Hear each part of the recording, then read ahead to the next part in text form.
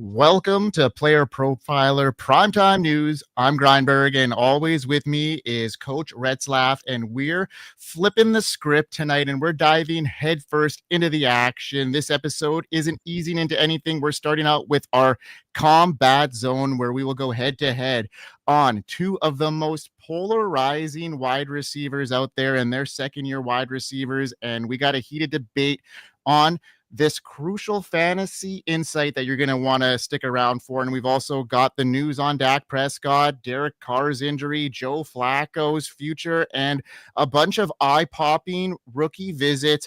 Buckle up, because we're going to hit some trade rumors, some injury news, everything that you need to know. It's all unfiltered. Let's hit it, Jer. It's go time. It's go time. It's go time. We going up. We go. All right, well, it's our combat zone, folks, and we're going to start it off with the combat zone today. We're going to be talking about two wide receivers headed into year two of their careers, and both had outstanding rookie seasons, and they're pretty much back and forth headed into this draft season. Wide receiver 6, wide receiver 7, respectively, on Underdog, and it's none other than Brian Thomas Jr. and Malik Neighbors going head-to-head tonight in 2025. Who you got, Jer? This is splitting hairs here, man. Hey, and if you have a portfolio set up, you want 5 and 5. I absolutely want BTJ's side, but I'm going to argue for Malik Neighbors because I want Malik Neighbors' side. It is very funny because last year, being in on Neighbors, being in on BTJ, you were allowed the opportunity, round 3, Malik Neighbors, round 7, BTJ. Now they've truncated. Every now and then you'll get that opportunity for a double tap, or you grab one and the other one flees to you in the early round 2 just because of roster construction. But it's more frequent, it's more rare, and you're not necessarily safe in being able to grab both like you were last year. So there's a lot fewer combinations there with BTJ and Malik Neighbors. 9-10 respectively, 6-7 respectively. BTJ just ahead of Malik Neighbors, and it's just funny. They'll flip-flop. You could close your eyes and it really wouldn't matter. Weeks 2, 3, 4 last year for Malik Neighbors. Wide receiver 3, 4, and 6. Remember, Malik Neighbors had that concussion, ended up missing 2 games. So there was really like this launching pad that was happening very, very early. And the concussion slowed Malik Neighbors a little bit down, as well as the poor quarterback play really hurt him. So we got a taste of the ceiling, and there's plenty more to come. Just gripping and ripping through all the metrics at Player Profiler, we have 170 targets last year. That's 11.3 per game. That was number 2. You add in another 2 games at that pace. Granted, we want 17 games. We're always going to project for missing a game, possibly 2, which is what happened with Malik Neighbors, missing 2. But in an ideal scenario, it does happen where guys play the whole season. We could get up to 190 targets, maybe flirt with 200 targets from Malik Neighbors. It sounds asinine, but it's there, and it shows you how good he is. Number 1 in target share at 34%. Second in target rate. Number 4 in air yards. Third in air yard share. We talk about guys like Chris Olave, Calvin Ridley, Marvin Harrison Jr. for their air yards and how they have higher unrealized air yards, right? And we're projecting bounce backs or a higher output, right? Malik Neighbors was 4th in unrealized air yards last year. So all that, and there's more meat off the bone that we can get. 5th in deep targets. So it's intermediate. It's in the red zone. It's deep for Malik Neighbors. It's always there. 3rd in air yard share. 3rd in receptions with 109. So from the 170, let's say that efficiency truncates. 109 meets a little bit closer to 170. Maybe there's a 120 reception season out there. 7th in receiving yards. 11th in yards after catch. 6th in fantasy points per game. Number 1, though, in expected fantasy points per game. So there's a jump in expected. More meat off the bone to be had. 23.8 fantasy points expected for Malik Neighbors. It's just a beautiful thing. Number 1 in dominator rating. This is just a beautiful page to read. I remember last year we did a combat zone. It might have been Amon-Ra, St. Brown, CeeDee Lamb, this was the same thing. Jamar Chase for this year, there's certain players that you come to Player Profiler and you just grip and rip all these phenomenal stats, and it's just ones, twos, threes, top 5. The metrics are all there. The efficiency is there for Malik Neighbors. The quarterback, not computer, I'm staring at a computer. The quarterback situation has vastly improved. Jameis Winston is going to huck and chuck the ball. Russell Wilson has the moon balls. The opportunity is all increasing. It's a better setup. I just love it from Malik Neighbors. So give me Malik Neighbors to BTJ. What do you got on BTJ? Yeah, I like what you say there about a couple of those factors, but also, you failed to mention maybe some increased competition for targets. The Giants are in line, especially if, what we hear is true. We're getting a lot of rumors floating around that the Browns are going to be maybe taking Shedeur Sanders, and that's going to eliminate the Giants in maybe the quarterback situation here. And that could open up the door for Travis Hunter being there. So that could be a likely possibility that, I'm not saying that's going to really deter the Malik Neighbors, breakout, because he's exceptionally elite. But I'm saying that might, deter some of the target share that you're talking about of getting upwards of that 190, targets per season. I think that might be a little outlandish if, Travis Hunter or a big name wide receiver goes there. They have a influx of quarterback situation. So for me, I'm looking at this as Brian Thomas Jr. 2025, and it's not just about what he did in his rookie season. The real deciding factor here for me is the situation. Brian Thomas Jr. has a better quarterback in Trevor Lawrence, and now he gets a huge coaching upgrade and Liam Cohen running the show now in Jacksonville. That combo, it separates from Malik Neighbors, who's stuck in quarterback purgatory. We know that already, Jeremiah. I'm not a big fan of Russell Wilson at this stage of his career, being able to really withstand a potent offense. And I think that's what maybe the Jags have here in this next season. They got a lot of things going for them.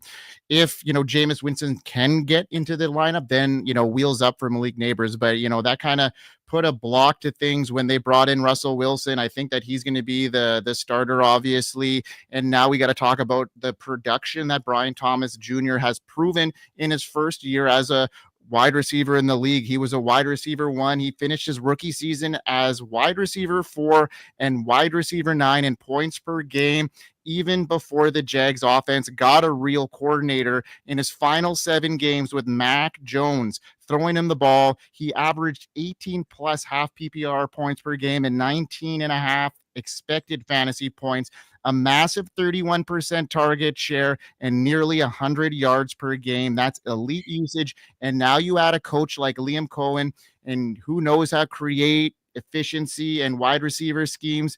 It's wheels up. I think that this is a historic year that's going to be happening for Brian Thomas Jr. He had 11 games with 75 yards or more, the most ever by a rookie in the Super Bowl era. And he set Jacksonville records in catches, yards, and touchdowns while carrying the offense last year. And now with Trevor Lawrence locked in and healthy, the offense will run through him. And that's a wide receiver setup 1, if you ask me. So I just think that he's set up for a little bit more success. There's a little less variables there for Brian Thomas Jr., if you ask me. And I love Malik Neighbors. Don't get me wrong. He was my number 1 wide receiver headed into last year, and I think he's still going to be elite. But we could be talking about, wide receiver 2 and 3 here, and it won't even phase a lot of people at this stage. It's crazy because you just get I sit there and am so proud. Like Michael Scott, there was an episode in The Office where he was proud of Pam for the artwork that she was selling. And I'm just sitting here like, all right, BTJ, goodbye, my sweet prince. Like, I got you in round 7 last year. We were in on him, Mike. We were calling. There's an episode, 1-2 weeks before the season started. We were all about BTJ. We were really keying in on him and trying to hammer him in best ball drafts and any redrafts. It was just attack season, keeper leagues, and you're bearing the fruit on that. Same thing for dynasty leagues. To your point, Mike, you were very high on him the entire offseason. So it really is just cool to see this happening. And now it is a debate. So the beauty is every year you have to go and scavenge something new. And we have to go find granted, it's Malik Neighbors and BTJ. They don't just grow on trees. But the same exercise happens when you're on Devon Achane 2 seasons ago. The same thing is happening when you're having to go find out somebody different besides Jaden Daniels. You have to scoop and scour. But I would say maybe the best thing about all of this is if you in the next season see all your players that you were getting continually up to maybe the 10th round and beyond late round gems, all of a sudden you're like, man, all these players I was in on are going in the top 3 rounds. Hey, you should really be happy. I did have an episode. It might have been one of ours. I said it on ours. I said it on Best Ball Night School. It was Deontay Johnson, BTJ, JSN. They were going around the 7th round. I said they'll all be 2nd and 3rd round picks next year. And I said, I'll be lucky if I get one of them. So I'm real happy. I banged on 2 of them. Deontay Johnson, hey, we all make mistakes, got bad process, or a good process, led us in the wrong direction. That's what I'll say. And to your point, Mike, I did leave out some, I don't know, is the term exigent circumstances for Malik Neighbors. There are some surrounding peripheral things where Trevor Lawrence has some advantage there. And I like the coaching advantage. I love Trevor Lawrence to bounce back. Very, very nice to have him in the startup with Jagger May. And he went and got Trevor Lawrence. He's in on him this year. So big shout out to him because I really would have liked to have had him as well. And I know Schultze, if Schultze's watching this, he's so proud of the BTJ analysis and the moon for next year. Hey, look at this, Chev. Hey, the Chev, 2 guys knowing ball. Chev, if you could just share how you feel about DJ Giddens for us, we'll hang up and listen after that. Now we have just some stories. We're going opposite, right? Yeah. Here's our top stories of the day.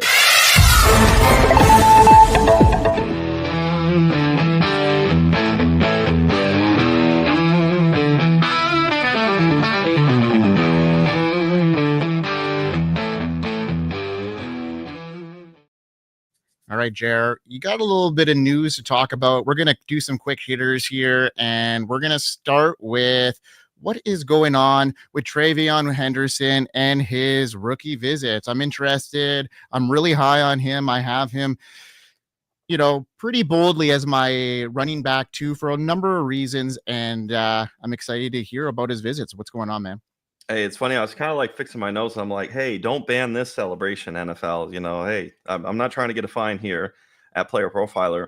TreVeyon Henderson visited the Bengals, Cowboys, and Panthers recently. There's been a host of other teams where it's been a Zoom meeting. It's funny enough, Mike, you talk about TreVeyon Henderson being RB2. When you see TreVeyon Henderson and you see the Jahmyr Gibbs comp, you kind of can't unsee it. Granted, it's just in a college uniform, in a college setting, but you can envision out in the open field TreVeyon Henderson just going off. So I think there's a 1A, 1B, 1C situation with Hampton, Henderson, a little bit different of a skill set, still effective, all 3, Chanty, Hampton, Henderson. But breaking it down for these teams, the Bengals visit, it could absolutely nuke Chase Brown's ADP and tilt dynasty managers such as yourself, Mike, if you haven't gotten out. You've had the benefit of Chase Brown. Maybe it's a good time to sell and get out if you can. Chase Brown, RB10 last year, but 29th in yards per touch and 29th Chase Brown in explosive rating. So Brown really had the unadulterated opportunity, and TreVeyon Henderson has that explosiveness in spades. When we talk about the Denver landing spot, the metrics were good in the receiving game for Javonte Williams, but the efficiency wasn't there. So this is a similar situation where TreVeyon Henderson could really eat and go off on the efficiency for the opportunity. It makes sense that the Bengals have had both Henderson and Quinshon Judkins for a visit. You have dynamism that really is needed. Remember last year, week 17, Chase Brown got hurt at the end of the game, and you thought that was just going to, pop into the Bengals brain trust. Like, wait a second, what do we do if Chase Brown goes down? Better to have depth at running back and keep Joe Burrow's dynamic offense that much more dangerous. So I love Judkins. I love Henderson. It's hard to envision. It's like, hey, the Bengals, you guys have enough on offense. Save some for other people. Now go to the Cowboys. Spoke about Javonte Williams, Miles Sanders. They're at Dallas via free agency. I was thinking about it earlier today. just a few years ago. We're not so far removed from Javonte and Miles Sanders, both being top-tier running backs that we wanted in rookie drafts. And in their second year, Miles Sanders, remember that touchdown catch he had? He could catch everything his rookie year with Carson Wentz. He had that epic touchdown catch, and I think it was week 15 or 16, he went off in the playoffs, fantasy playoffs. And you're thinking, man, next year, year 2 is going to launch for Miles Sanders. Javonte Williams getting away from Melvin Gordon. Then, of course, Javonte got hurt. Time goes so quickly. It just goes to show you, though, things fade. While I love Travion Henderson in Dallas to take over, this isn't the Ezekiel Elliott O-line that Henderson will run through. So I like the opportunity, but it's not what we've thought the Dallas Cowboys. It's not a printing press. Go to the Panthers end. This is just Jonathan Brooks. Take that angle. Brooks came in while Chuba Hubbard was highly regarded last year. So I'm expecting the Panthers to repeat at running back. Henderson, Chuba would just be Gibbs Montgomery in the NFC South. It's a copycat league. Check it out. In Dynasty, see if you can get a 106 to the 109 for Chuba Hubbard. I would just spam offers in that range. This can be a reroll situation for running back or get an equivalent player. Maybe in that range, you would be able to fire off Emeka Ibuka, Tyler Warren for the sweet spot tight end premium leagues. If you can't unload Chuba because the Dynasty gamer has gotten a lot more savvy, have no fear. They may be reading the same reports like, hey, Travion Henderson is visiting with the Panthers. I'm not so sure I want to acquire Chuba Hubbard. Hubbard was 4th in opportunity share last year. That is not going to repeat. But again, I go back to there will still be opportunity share in the touchdown department for Chuba Hubbard. So that's the rundown on Travion Henderson. And it's getting exciting. Just next Thursday, we will have a lot more answers all through the entire weekend. Now, Mike, what do you think of that? Well, I think, you mentioned a couple teams there that really music to my ears if he were to land there. The biggest one you mentioned there were the Denver Broncos. I would love to see him in that type of role there. Maybe even with the Chiefs and the Commanders, who you didn't have on that list. And I know that both of those teams are looking maybe for some running back help.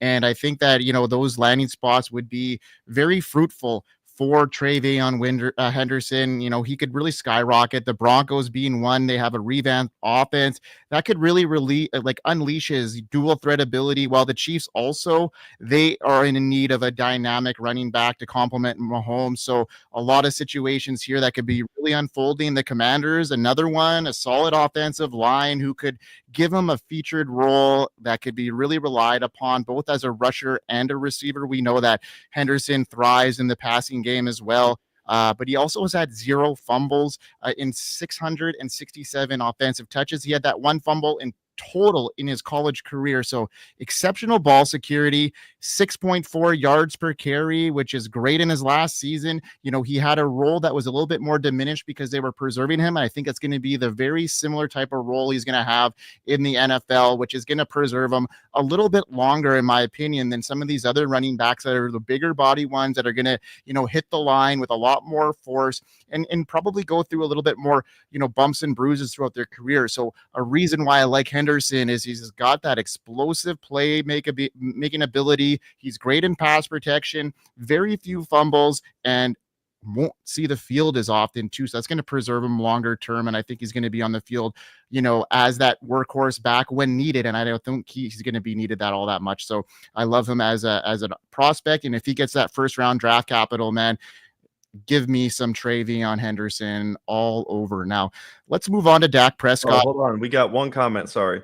Ton of Caleb Johnson to the Cowboys. I like that. That's a nice spot. I would really I've warmed up so much. I think it was a Bucky Brooks mock draft.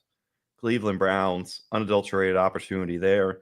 And Mike, to your point, we will be bricked up if Travion Henderson goes in round 1. Is that correct? Imagine him going to your Kansas City Chiefs. One can dream, right? Yep. Any one of those three teams, I'm all in. What's up, Key? Welcome in, everybody, from joining us. Now we are flowing in the chats. If you got questions, please throw them in here. We're here to answer, and let's keep the show going because there was some news happening out of Dallas, right? Dak Prescott shoulder injury update. He could suit up and play today if needed, as reported. If he continues to recover from that hamstring injury that ended his 2024 career, his season, anyways, is not his career. He's been focused on rebuilding that lower body strength and improving his mobility. So I'm expecting Dak to be ready to go and participate in all the offseason activities. And from a fantasy football perspective, he'll remain a mid to low end QB1 with upside.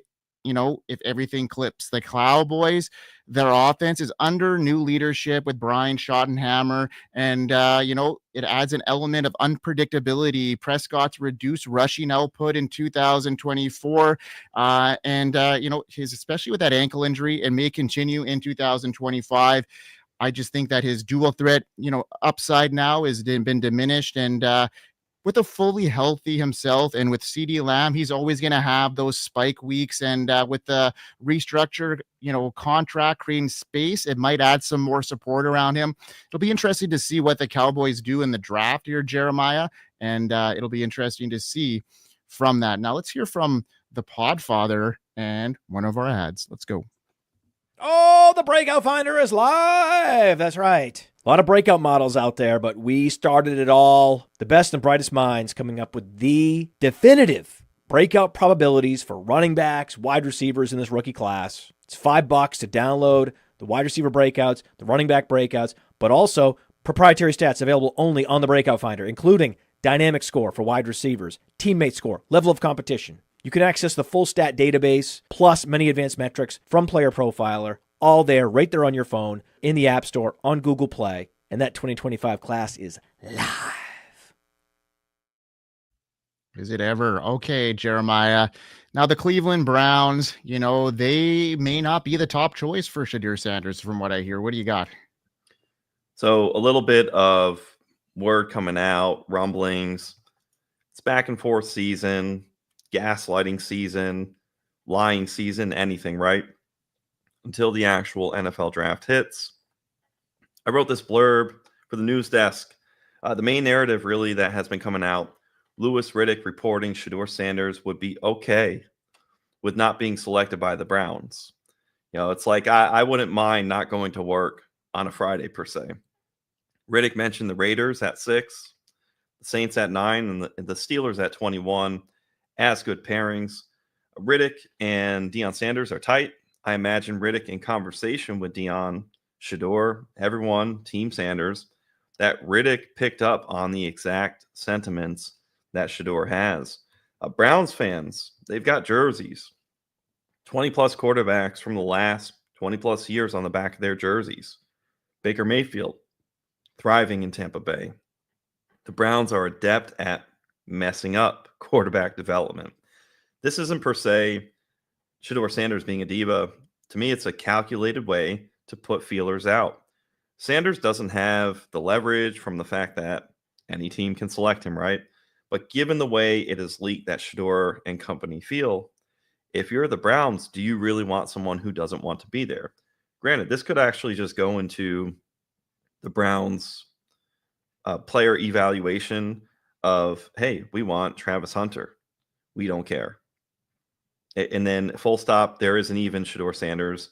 And this could just be a way for the Sanders camp to get around the bruising of maybe not being considered 2 overall. Because right now the draft starts at 2 with the Browns, with the crystallization of Cam Ward to the Titans just forming every single day.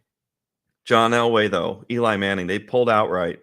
I'm not playing there. Stunts with the Colts and the Chargers. It hasn't gotten to that point yet, though, for Sanders. With Cam Ward all but sealed up at pick 1. Again, the draft now starts at 2. That's why there's this increased chatter just on the Browns front. You're going to hear everything about what the Browns do until we get maybe a little bit more word. Coming up to the actual NFL draft day, we usually have that first pick ironed out, but usually 2 is out there for leverage. And I expect Sanders to be on the board for the Giants at 3. Now, judging by the quarterback patchwork, Jameis, Russell Wilson, The slide to 6 for the Raiders or 9 for the Saints makes a lot more sense. If the Steelers came into play, I think there would have to be a trade up. Jackson Dart factors in. Some GMs may end up having 2 and 3 flip-flopped. But right now, I think things are looking good for Shedeur Sanders. And it's funny enough, Mike, I like to get your feedback on this Sanders development while also maneuvering in. It's just kind of funny how things come out. Just as Derek Carr's shoulder injury could throw the Saints QB plans into chaos, but also get them on a more narrow path. So what do you make of Sanders, and what is going on with Derek Carr? Well, before I get into Derek Carr, we're going to hit up some of the chat that's going on this side here, because there's some very awesome questions that we want to hit up here, because this is what they want to hear instead of, some Derek Carr news, who really, at this stage of his career, I think he's an afterthought. I think that at the Saints will go out and maybe draft somebody at this stage. I think that's where it's at. If Shedeur does slide to 9, I think that's a no-brainer for them. Knowing that, a couple of these guys got the invite to the draft, like Jalen Milroe and now Jackson Dart. So there's going to be 4 quarterbacks in the green room at the draft. So it'll be interesting to see how that shakes out. We could see at this stage now 3 top 10 picks. It wouldn't be outlandish now when you think about these guys getting in draft, like getting invited. So with the Derek Carr news, I think that only inflates the quarterback market. But let's get into some of these chat questions here, Jer. We got one from Jamie up at the top here, looking at buying Marvin Harrison Jr. low. Well, you're not really buying them low at this stage. I mean, you gave up a ton of draft capital last year. I mean, you're trying to make, within your investment now, Jamie. I think you could buy him low. Would you give up a 104 for Marv with him being such a high prospect last year? I mean, yeah, I think 104 right now for Marvin Harrison Jr. You're pretty much on the same even keel with Ted. I'm not sure Ted's going that high at this stage right now with his draft capital too. I am not willing to trade a wide receiver into that range, especially one like Marvin at this stage for a guy like Ted. I like that 104 pick. I'd maybe be leaning towards maybe a running back at that stage. Yep. If that's the pick you want, I would not be leaning on moving anything until I see what happens next week at the draft. Those picks are so crucial, especially with the fluctuation of where these guys are going to be drafted. Someone like Ted, who originally in the draft process here, we look back at January, he was going in the top 12 draft picks. Now he's being slid back mid to late. He may not even get first round draft capital at this stage, which is crazy to think of. From what I'm hearing, it may even be only Matthew Golden right now sneaking into that range. So with all that said, is Ted worth Marvin? No, because of what Marvin can hold, right? So if you can buy Marvin low at this stage, I think that's a huge gain, because I think Marvin's worth more than any one of those picks 104 deep because he's a wide receiver. What are your thoughts on that, Jer? I think what you can do is you can investigate further and trade down the 104 somehow to the 106, 107. And then I think that you would be able to, granted, if you slide down to the 106, 107, you may pick up an early third, a late second. There'd be some kind of sliding scale trade that you make in your rookie draft. Then I would maybe look at selling that 106 and 107 for Marvin Harrison Jr., because the players who could be on the board, the sentiments of the league players at the 106 or the 107 may still be hot on Marv and see that as an adequate switch. I think there's so much sourness on Marvin Harrison Jr. that I'm not so sure the 104 would necessarily go, or you would have to pay the 104. So that's where I would first explore sliding down. If you slide down, you can gain another second or third round rookie pick, and then see if you can go 1 for 1 on Marvin Harrison Jr. And maybe you take what you slid down for from the 104. And then that is, if they push back for Marv and you really want Marv and you're reading the board with the players that are there and you evaluate, yes, I want Marvin Harrison Jr. more than, say, Tyler Warren. Yeah, you have a decision to make there. So I like that a lot. You're at the 104, you're guaranteed Janty, Tet, any of the top quarterbacks.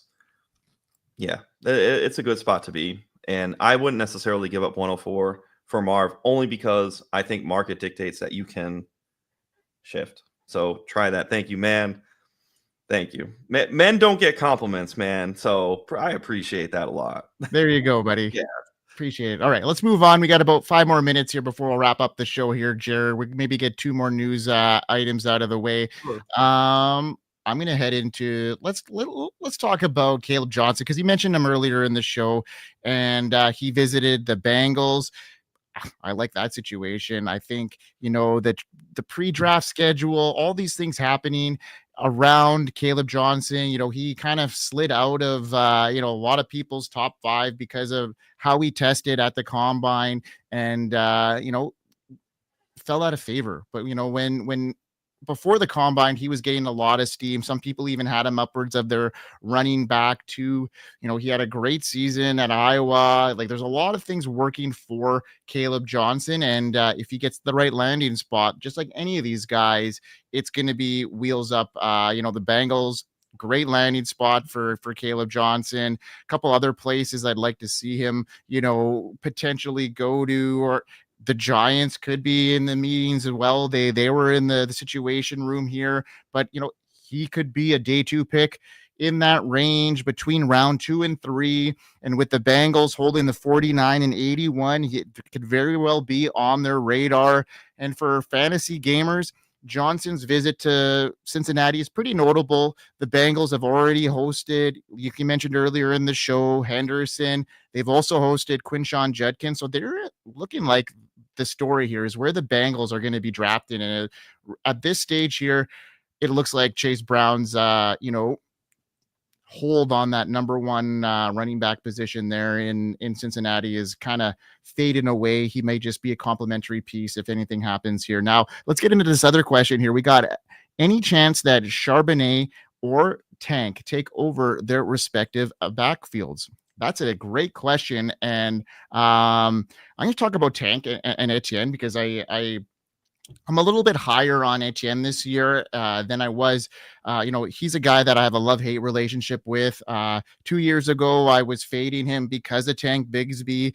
And then, he had one of, a top 7 RB finish. And then the year later, what happened last year, it was the opposite. I was high on Etienne, and then Tank came in. And I think this is going to be a very even split. But I think you got to look at who's now calling the plays, who's calling the shots in Jacksonville. And if you look at his history, Etienne may be the one that's going to benefit more in this offense from that pass-happy Liam Cohen offense that, supports a check down running back. And if you look at, the history there with Rachaad White, with his time in Tampa, he was a check down machine, and that could open up some space for Etienne. So I'm not thinking that Tank will fully take over the backfield, but I think it's going to be a more of an even split that it even was last year. And you never know. Both of these guys, like Etienne and Charbonnet, could be on the move depending on where this draft lands as well, because their names have been floated around, especially with the Raiders, with Charbonnet looking at potentially reuniting with Pete Carroll. So that there's rumblings about that, hearing things like that. And then Etienne as well could be on the move, which, if he gets into a role where he is the number 1 running back, there could be a lot of prosperity here. And then Tank would obviously move into that role. So I wouldn't be looking to move any of these guys just yet, unless you're really trying to fade them until we see where these, landing spots end up being. So I got a bump last year. I think it was a Tank bump as he was getting more opportunity share. I sold in Dynasty. I think it was Devonta Smith for a second, and it was like throwing Tank Bigsby. To me, that was just a second for Devonta Smith. It's a little illusion like, hey, look over here, and I'll throw away Tank Bigsby. My move in CD Ham 21, excellent name. In you talking about Tank taking over for the respective backfields, your angle, if you're playing in Dynasty, what I would want you to do is, if there was an Etienne trade, I've been wanting that Etienne gets traded, RJ Harvey is complimentary back, Arch-style Stipe complement to Tank Bigsby. Bigsby takes the gap runs, and more flashy stuff goes to RJ Harvey on passing downs. I would then look for the pop. It's very quick. As soon as it would happen, if this happens, this is just a mental exercise. Travis Etienne gets traded. You need to be trading Tank, boom, for a second if you can. I'm not looking for a first. I'm not getting greedy. But, hey, could it be an early second? Could it be a mid-second? Sell first class as quickly as you can. And then back to Charbonnet. Mike talked about the Raiders angle. Let's just do a scenario where Charbonnet stays put. Kenneth Walker has had these core abdominal injuries that just repeat for him. It's really not what we want. And I would just kind of say it's week 3, middle of the week, and it's Wednesday. And you read Kenneth Walker out due to abdomen. And you're like, oh, man, all of this all over again. So I actually do see Charbonnet being a viable backup quarterback that you want to stash and redraft, and somebody that you want to acquire cheaply. And where it's 3-card Monty, where you do 2 big deals, 2 sides, and then somehow Charbonnet money launders to your side. Now we got John Paul Taylor asking, what are we going to do with Aaron Rodgers? Do you think there could be, Mike, any truth to him going to the Niners for a year or two? Niners seem reluctant, and this stems from giving Purdy this big contract. Maybe they trade Brock Purdy. What do you think of that?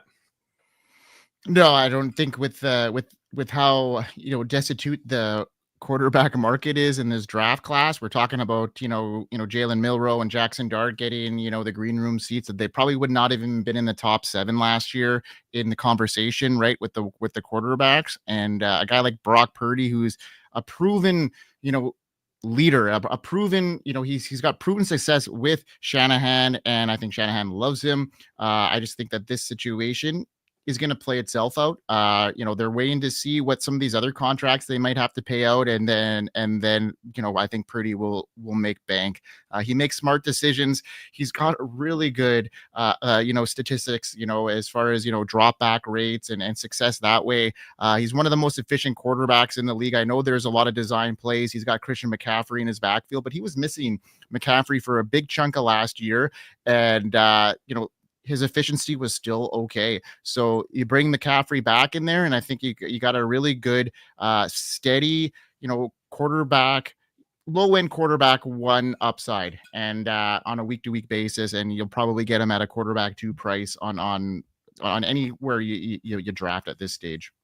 If you want to track somebody, John Paul Taylor, track Mac Jones. And a few years ago, the apple of Shanahan's eye may have been Aaron Rodgers, when it looked like Aaron Rodgers could be out of town and going to the New York Jets. But that's yesteryear. Mac Jones is somebody who we know Kyle Shanahan wanted. Now he brings him in. And I really wish Kyle Shanahan had the stones, the fortitude, the testicular fortitude, right? Or even to be able to have that call and just lay out the scenario, balk at paying Purdy this big contract. My prediction is the NFL is conservative and safe to a degree. They're going to package up a big deal and get Purdy done at the finish line in August before the season takes off. But I would really love them to look him in the eye, and Kyle Shanahan, player evaluation from the jump, trust what he had, and go see if he can ride it out and make it happen with Mac Jones. I would love to see that, and quit paying. Like, Brock Purdy should not be the highest paid quarterback, but the nonsense that is the NFL is the expectation that they need to push the market. They need to start pushing next tier quarterbacks down, and they also need to push, it's like the housing market. It needs to cool off a little bit, right? These mid quarterbacks who are stealing money from these franchises, like, no, man, you need to get pushed back a little bit. The market needs to drive down. Now, out of the other side of my mouth and from my heart, compassionately, I want Brock Purdy to get paid. Why? Because Brandon Ayuk, we see how Brandon Ayuk would have been cast away last year. So absolutely, please, Brock Purdy, go and get your money. Could not be happier for Brandon Ayuk. He's got the bag. It looks like he's recovering. And congratulations on marriage. Now, Jamie has a question. What if the Jaguars draft Trevor Etienne to let the siblings push each other for the starting job? To that, I would say, what if the San Francisco Giants went and met up with the New York Football Giants when they're in the same town and got dinner? It's not going to happen, but it sounds good, right? It's a cool what if. It's a cool hypothetical that we have. We got any more in here? Oh, we have. Okay, John we'll do Paul one Taylor. more. Yeah, we'll do Right, that one from John Paul Taylor before we head out. Okay, so I Sure. just got Jordan Mason for my rookie pick 302, and I feel pretty good about it. I think he's a great buy low with everyone focusing on this draft class, but the Vikings only have 4 picks. Go get him. He's being valued at right now as a really high upside play. I mean, 302 probably where the range would be, but you got to keep in mind this draft class is stacked. So you may be able to find that gem there. So this is a pretty even deal. I don't think you made bank on him. You got to keep in mind that, Aaron Jones is still going to be the primary guy there, and they're probably going to be able to bring in a running back as well. Like even in the later rounds, it's going to push Jordan Mason regardless of that situation. I love the play for Jordan Mason. That's a really huge uptick for his, value, especially in Dynasty. They bring him in to help protect and get a veteran in there alongside Aaron Jones to help their young quarterback develop. I think that was their plan all along, is to get some veteran guys in there to not have to, speed up the process for their young quarterback, to make them be able to ease their way in there. And I don't discount them bringing in some more competition here, folks. The running back position is very, very volatile, as we know. And you got an aging veteran in Aaron Jones, and then Jordan Mason could easily take over that job, which would really increase his value. And then you could really trade him at that stage and get better than your 302 probably. But that 302 pick is pretty valuable at this stage with the running back class. So to me, I think that's an even deal. But I'd be interested in some Jordan Mason shares. Essentially, you got a good deal. You didn't commit highway robbery, so it's good process what you're doing, John Paul Taylor. Essentially, to the point, we talked about free agency. We talked about the NFL draft. That's when teams don't lie. Well, the Minnesota Vikings, in not lying, there is pick scarcity with only 4 draft picks. So what this tells you for the Minnesota Vikings, accordion out, if the Vikings have 7 picks, bare minimum or more, a typical draft class where they're not undercapitalized on draft picks, the Minnesota Vikings would absolutely choose day 2 or day 3 to select a running back to complement Aaron Jones. So what this is just telling us, earlier in the process, the Vikings went and traded for Jordan Mason. So that just goes to show you they lay down a card to see how much they do value Jordan Mason. So absolutely, in this type of trade, you're actually just jumping your rookie draft by getting a guy who the Vikings likely would have drafted or re-rolled had they not had the trade capital allotted to acquiring Jordan Mason. So it really is malleable 1-for-1 on that process. So good, especially if you have the player take. I love it. And it's an absolutely, we're all reasonable. That's just an absolutely fair price. Somebody could argue till the cows come home, some other running back. Fine. But how often do you could be right on a player take? That player could get hurt. That player's name is Rashee Rice from last year. So by all means, sometimes there is an element of luck. Jordan Mason, just as good as so many other running backs. And let's just pray that he has health. All right, man. How about wraps up all our questions, it looks like here. And we covered a lot of ground. I mean, we are close to the NFL draft, and we'd be remiss not to mention the fast draft. Jeremiah, talk about it. Hey, fast draft, you can get I think it's up to a $50 deposit match now. And what's really fun, I've been doing the D-Up game where defensive linemen are actually defensive ends are very, very valuable. It's not just IDP to where it's like, hey, just jam linebackers in profit. And then the Origins rookie tournament, it's a lot like rookie drafts. The neat thing, and I've talked about this before, about 6, 7, maybe it's longer because we all get old, right? You would go on ESPN in the off season and you would want a tangible way to draft. You go on ESPN, get into a mock, no money on the line. You go through one round and somebody would just click Tim Tebow and a kicker at the turn and say LOL, goodbye. And there are like 8 robots in that draft room with you. Then in came Best Ball with Underdog.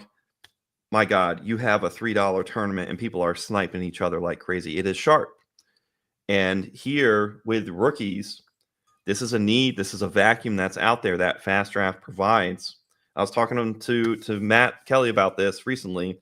It's a good angle versus the market, because now versus us going on Sleeper, which is good practice. You know, Mike, you and I go on with a couple of serious people. You get into the Discord chats, you can get a good mock going.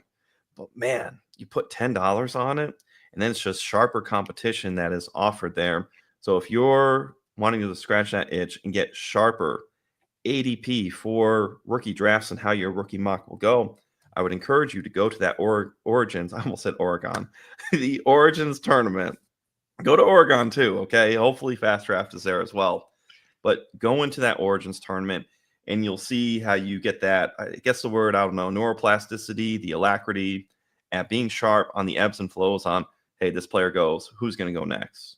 So you love to see it versus, hey, you're speculating where people don't have skin in the game. Go to Fast Draft, draft faster, and go to where people have skin in the game. Get that leverage on the rookie game. Hold on there, Jerry. We want to thank a couple of the viewers in here asking some fire questions. And John Paul Taylor, appreciate you tuning in, man. Jamie, as always, your insights are always great. Your chat group is always awesome. And yes, you will see us at the expo, and yeah, we'll have a couple on you for sure. Now, also CD Ham, first one in the chat here today. Appreciate you for coming in. And yeah, Jeremiah, like you do always so well, take us home. Hey, you've got next week. It's the NFL draft. It just becomes real. We get to this pocket where maybe we're at a lull, but granted, every day there's all these different visits that are happening. Different subterfuge is happening. So I don't know, you get pushed back on the ropes. You come back. Don't let your process get thrown off. We heard last week, Omarion Hampton, some negative things that went out there. And then it went back to being positive again, because we're like, wait a second, look at what Hampton did on film. Look at what Hampton did at the NFL Combine. All these cumulative things that have worked out in Hampton's favor, aka the team trying to get him to tank in draft stock needs to try harder. But until it happens, it's all fiction, but it's been all fun. And the cool thing is you practice these scenarios. Mike, we did a rookie mock based off of an NFL mock, and we practice the scenarios. How many times have you practiced for Emeka Egbuka lands with the Steelers? Emeka Egbuka lands with the Rams. Matthew Golden goes to the Dallas Cowboys. Tedero McMillan, Tampa Bay Buccaneers, always falling in the draft. These mental reps are very valuable, even though it may be like, well, this is all fiction. But you have to remember, this is an exercise that you can do for when it gets real, because as soon as these best ball drafts print, you're going to have player to team, and you're going to be able to muster up your player analysis and your player take in your rookie evaluations, match with your team setup. So then you can go compete, and it's real. And I would say that the people from January to today, and even further back, people who are getting into the Devy game and continuing to just encompass more players into their Rolodex, you are going to have an edge on people who are just kind of finding things out come August. I've been Jeremiah. This has been Mike. We will see you next week. One more show before the NFL draft. Thank you. Peace. Hey, I want to thank you for being part of this broadcast. If you have any thoughts on it, leave a comment. If you enjoyed it, make sure you leave a like. And if you want to see more shows on the Player Profiler channel, subscribe to it. That's how we know you want more.